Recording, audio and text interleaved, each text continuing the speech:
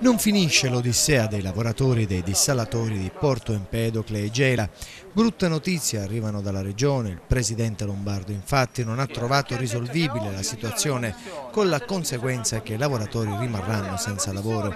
Oggi nuovo sit-in, sempre davanti alla sede regionale del Dipartimento Acque, un grido disperato che si spera venga accolto. Oggi abbiamo parlato con l'ingegnere Grassia, che è un funzionario della regione Sicilia, e ci ha comunicato che a oggi l'unico referente è il presidente della regione Lombardo, in quanto qualche giorno addietro ha analizzato il protocollo d'intesa e ha detto che a oggi non ci sono le condizioni per portarlo avanti.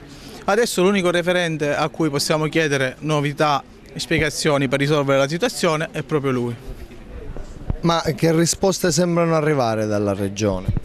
In questo momento non abbiamo avuto nessuna risposta dalla regione, perché nonostante le richieste da parte dei nostri rappresentanti sindacali regionali, le sigle sono state tutte coinvolte nel protocollo d'intesa, nessuno riesce a capire e a ottenere un incontro con il Presidente Lombardo. Noi da lavoratori chiediamo solo aiuto al Presidente Lombardo e che ci possa ricevere e spiegare come risolvere questa vertenza che ormai si protrae da 2 anni e ci sta stremando. Tant'è vero che da stamattina facciamo questo presidio e credo che lo protrarremo nel tempo in attesa di avere la soluzione di essere ricevuto quantomeno al Presidente Lombardo. Mi pare chiaro che Lombardo sta giocando le sue carte, perché visto che lui praticamente già ha dato pure la data delle dimissioni, presumo che la patata bollente la vorrà lasciare a qualche altro.